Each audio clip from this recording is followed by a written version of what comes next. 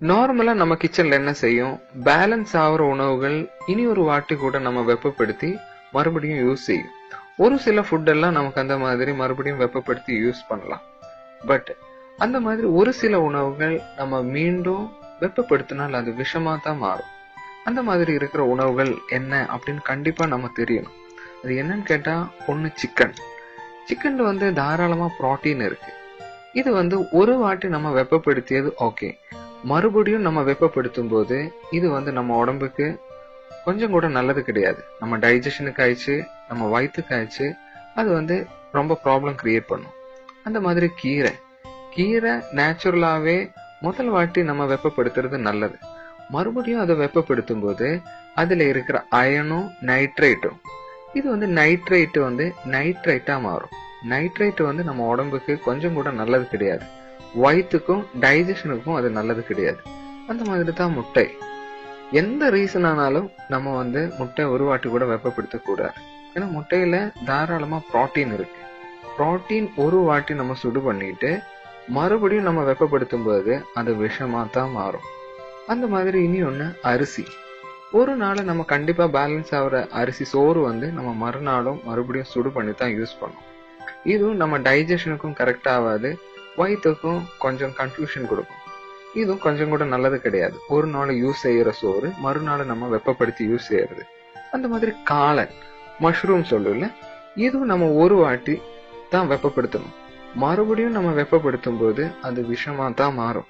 அந்த மாதிரி எல்லாருக்கும் தெரியற மாதிரி எண்ணெய், எந்த குக்கிங் ஆயிலா இருந்தாலும் சரி, ஒரு வாட்டி மட்டும்தான் அதை வெப்பப்படுத்தணும். மறுபடியும் அதை வெப்பப்படுத்தும் போது அது கேன்சருக்கு கூட ரீசன் ஆகும்.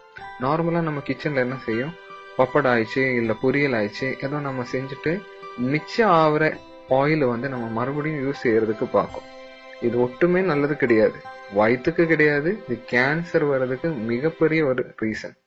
அந்த மாதிரி பீட்ரூட் நம்ம கீரையோட ரீசன் சொல்லிய மாதிரி தான். இதுல தாராளமா நைட்ரைட் இருக்கு. நைட்ரைட்டு நம்ம முதல் வாட்டி வெப்பப்படுத்தும் போது பிரச்சனை கிடையாது. மறுபடியும் வெப்பப்படுத்தும் போது அது நைட்ரைட்டா மாறும்.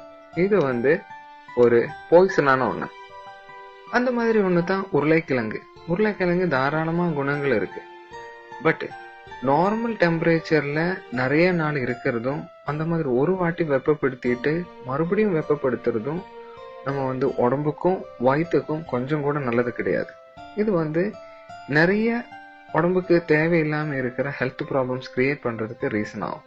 அந்த மாதிரி காஃபி நம்ம கொஞ்சம் ஆறி என்ன செய்யும், மறுபடியும் அதை சுடு பண்ணி யூஸ் செய்யும். இது நம்ம ஹார்ட்டுக்கு கூட ப்ராப்ளம் கொடுக்கற மாதிரி ஒண்ணு.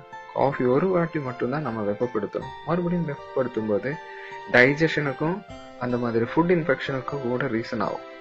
அந்த மாதிரி பாலும் ஒரு வாட்டி சூடு பண்ணலாம். அதுல கொழுப்பெல்லாம் நீக்கித்தான் இப்ப பால் நமக்கு பேக்கெட் பாலா கிடைக்கிறது. அதுல இருக்கிற கொழுப்பு எதுவுமே இருக்காது. அந்த மாதிரி இருக்கிற பால் மறுபடியும் நம்ம ஹீட் பண்ணும்போது கொஞ்சம் கூட நல்லதில்ல அப்படின்னு தான் இந்த ஹெல்த் ரிலேட்டடா ஒர்க் பண்ற சயின்டிஸ்ட் சொல்றது. கண்டிப்பா உங்களுக்கு இந்த டிப்ஸ் ஹெல்ப் ஆகும். ஒரு வாட்டி வெப்பப்படுத்தி யூஸ் பண்றது எதா இருந்தாலும் நல்லது. மறுபடியும் வெப்பப்படுத்துறது அது நார்மலா பாய்சனா தான் மாறும். இந்த மாதிரி இன்ஃபர்மேட்டிவான வீடியோஸ் இனியும் பார்க்கறதுக்கு சப்ஸ்கிரைப் செய்யலாம். தேங்க்யூ.